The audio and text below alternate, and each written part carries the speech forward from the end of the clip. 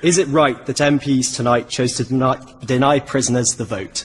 I don't agree. The man who brought this case to Strasbourg, John Hurst, was sent to prison for bludgeoning an old lady to death.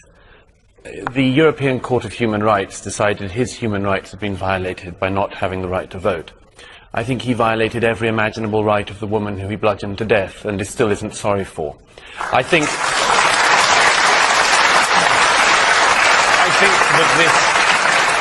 that this case points to the terrible thing that is happening in Strasbourg, which is that activist judges and ambulance-chasing lawyers are creating a situation where the ordinary human rights of ordinary people are routinely being trumped by the unordinary rights of people who have behaved appallingly in society.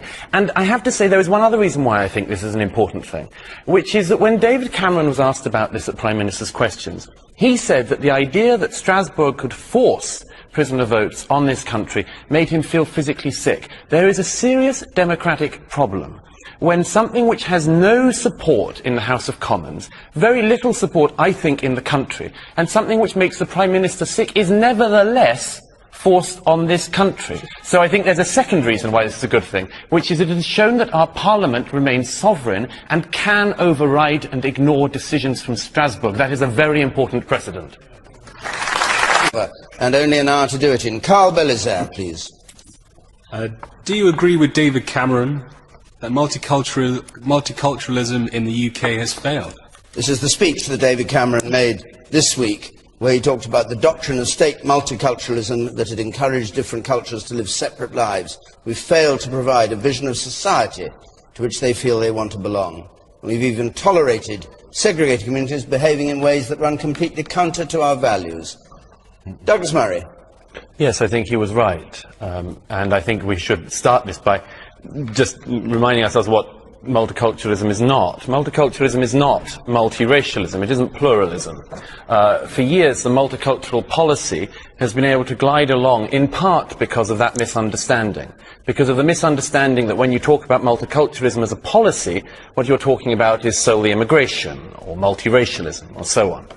It's allowed itself an incredible easy ride, not least by the fact that this confusion has meant that any critic of multiculturalism has been immediately decried for years now as a racist of some kind. What do you understand by multiculturalism? Multiculturalism as a policy, Cameron described. As a policy, multiculturalism is the following. It is the idea that there is effectively no such thing as British society or British culture. There are simply different communities which you're born into. If, for instance, you're born into a community from an Asian background, you will be treated by government throughout your life as a member of the Asian community. If you're born into some other racial or religious grouping, you'll be regarded in that way. And that anything in that group could be different from what the norm in society goes on. Let me give one quick example I gave in an article yesterday in the Wall Street Journal. It's been quite commonly known in recent years, for instance, that girls of Pakistani origin have, at the age of 16, been taken out of British schools and married to older men. Now, if a white girl of 16 over recent decades had been married against her will to some randy old pervert who wanted to have his way with her, the state would have stepped in. It would have rightly said that that was an outrage. But, lo and behold, 16-year-old girls of Asian origin disappearing from their schools, nobody wanted to mention it because it could be thought to be racist. The idea was that there are different values for different people in society, and there is nothing more divisive than that, and I'm glad that David Cameron has called time on it. Mehdi Hasan. Different values for different people in society. Well, and it's time in answer to the question, I think he's wrong. I don't agree with Douglas's definition at all. I believe I'm a product of multiculturalism, not just multiracialism. My father came to this country in 1966. He used to write lots of letters to newspapers with his views on the stories of the day, and he used to get dog litter through his letterbox in response. That 45 years later, in my view, 45 years later, his son can sit here on Question Time with David Dimbleby and a Conservative minister and say that I'm a proud Briton and a proud Asian and a proud Muslim. I think is a testimony to the success of multiculturalism in this country, which is definitely not far too easy. And just on Douglas's point about anyone who goes against multiculturalism is regarded as a racist. A, that's not true, but B, let's look at the reaction to David Cameron's speech. Nick Griffin said it was a provocative speech. When Nick Griffin says your speech is provocative, you know you're in trouble. The daughter of the leader of the French National Front, Jean-Marie Le Pen, said she wanted to congratulate David Cameron on his speech. And the leader of the EDL in Luton said, he's saying what we're saying, he knows what his base is saying. So when I hear reactions like that, I do worry about such speech. Well, what do you think he was getting at? What was he trying to say? Do you think he was speaking in a way that he intended to appeal? I think he did. And it's sad because, look, I'm quite critical of David Cameron, but in 2007 he wrote an article in The Observer in which he said we can't bully people into Britishness, we have to inspire them, integration is a two-way street, it's not just about immigrant communities, it's about all of us. And that David Cameron disappeared. 4 years later he turns up in Munich, of all places, to tell us that we need this muscular liberalism and to talk like Douglas about forced marriages. Sorry, how many people have forced marriages in this country? And show me which cultural group defends forced marriages and which government defends forced marriages. I've yet to come across a single one. I've been very lucky. I've lived and worked all over the world. And Britain is by far the most tolerant society I've ever come across. However, what I'm concerned about is that I think Douglas was right. What seems to happen is when something is said, there are minority groups of growing vocal ability who will find offence in whatever you say and find a channel to get that offence shouted about. And that, I think, is part of the problem we've got now. But the bottom line is we are an incredibly tolerant society, and we should be very, very proud of that. Jackie Smith. Douglas Murray, do you want to come back on what Mehdi Hasan said? Well, look, I mean, both of the sort of left-wing people on the panel tonight, Mehdi and Jackie Smith, if you can still call Labour members left-wing, but both of them have done the same thing the left always does on this. You try to have a discussion about the failure of multiculturalism, and you have the BNP thrown in by Mehdi.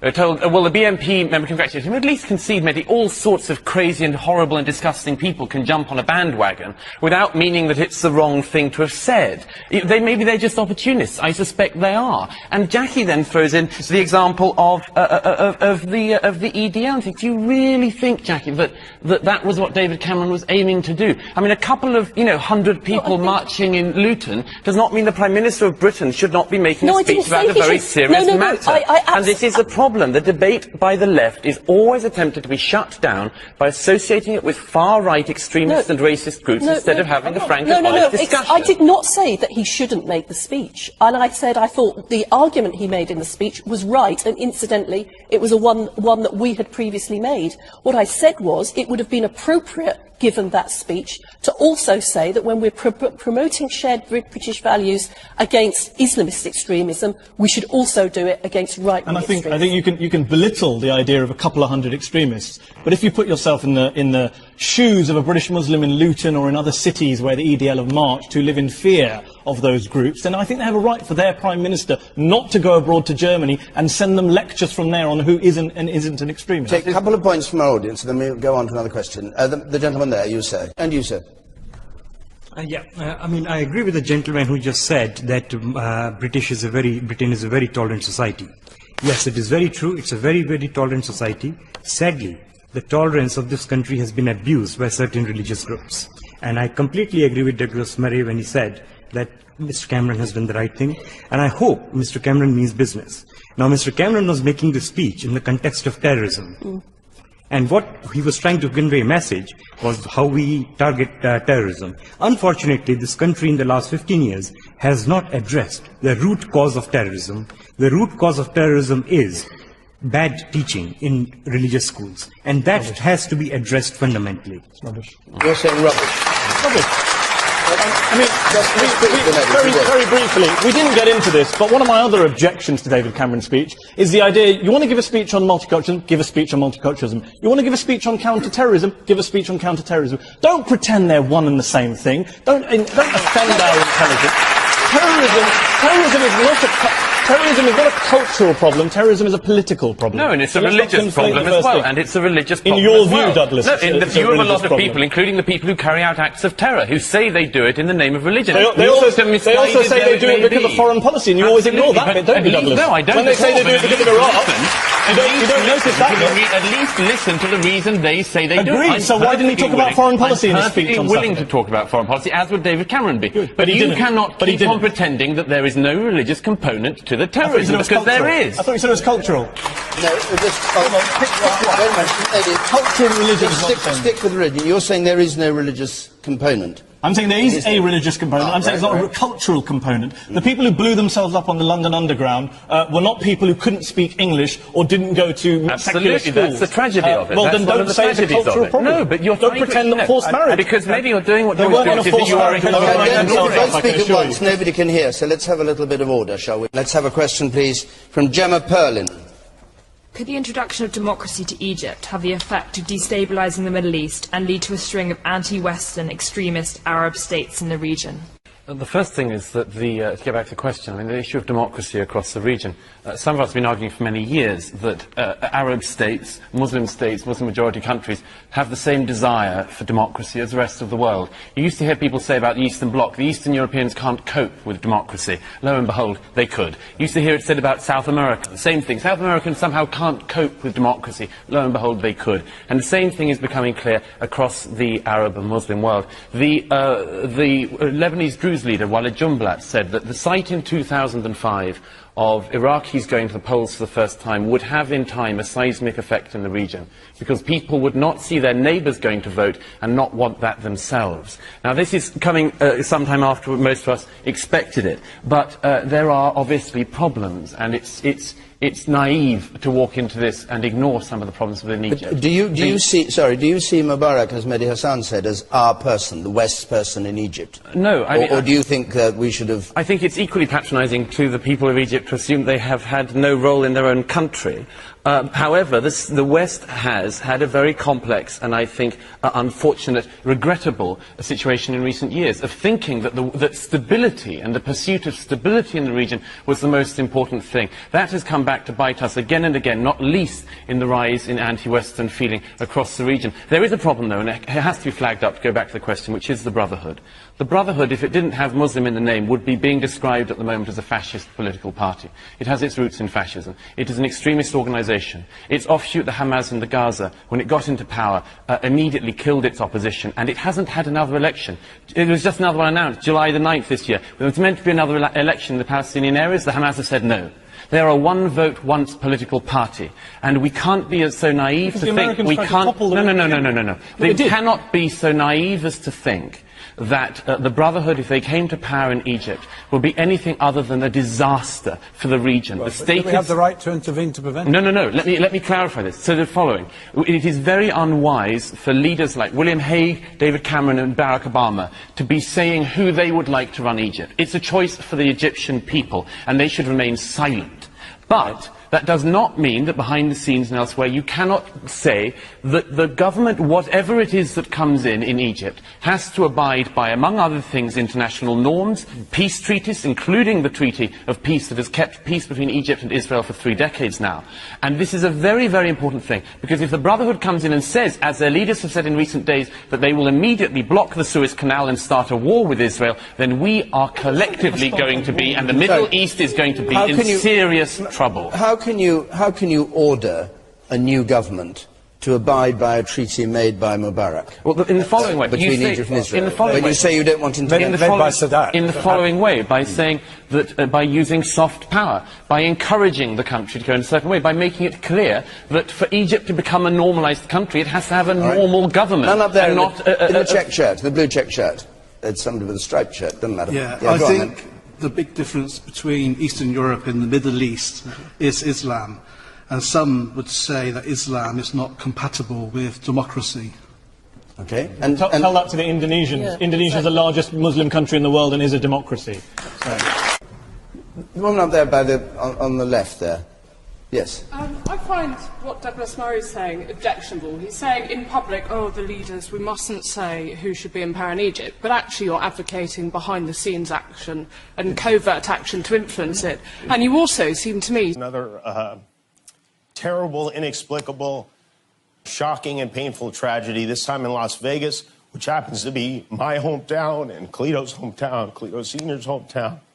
And as you know, at least 59 people are dead, Hundreds of people were wounded in what they say was the deadliest mass shooting in modern American history, coming about a year and a half after the previous deadliest mass shooting in modern American history in Orlando, where 49 people lost their lives. And of course, we pray for the victims and for their families and friends, and we wonder why, even though there's probably no way to ever know why a human being would do something like this to other human beings who are at a concert, having fun and listening to music. Jason Aldean was on stage. Luke Combs, who was here with us tonight, he played the show too, and obviously no one could have ever expected that something terrible would happen, but it did. A very sick person smuggled 17 guns into his hotel room and smashed out the windows, started firing indiscriminately from the 32nd floor into a crowd of 22,000 people across the street. And as a result of that, this morning, we have children without parents and fathers without sons, mothers without daughters. We lost 2 police officers. We lost a nurse from Tennessee. Okay, so all of this is true. All of this is fine, right? Everything that he's saying here is true. All of it. We all feel the same thing, right? We're all feeling this. Okay, it's not a matter of him grasping the emotion and nobody else getting the emotion. We're all feeling this. Some of us show it more on the surface than others. But what he is saying is obviously true. But what's going to be nasty is when he swivels this and then he uses it as a club to beat his political opponents on gun control, which happens momentarily here. From a local school here in Manhattan Beach, and it's the kind of thing that it makes you want to throw up or give up. It's too much to even process. All these devastated families who now have to live with this pain forever because one person with a violent and insane voice in his head managed to stockpile a collection of high-powered rifles and use them to shoot people. The guy was an accountant. He had no criminal record. His brother, who lives in Florida, seems totally shocked, genuinely dumbfounded. He said he saw no sign of any of this.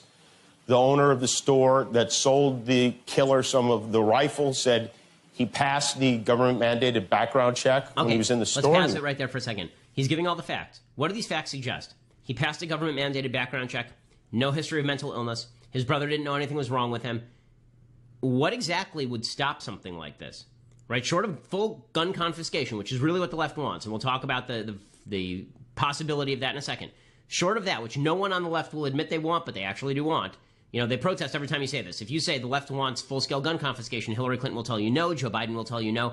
But short of full-scale gun confiscation, what exactly would Jimmy Kimmel do in a situation like this? He's going to spell out a bunch of policies that have nothing to do with what actually happened in Vegas now. Wasn't on any watch list. Didn't seem to have been a religious or political extremist.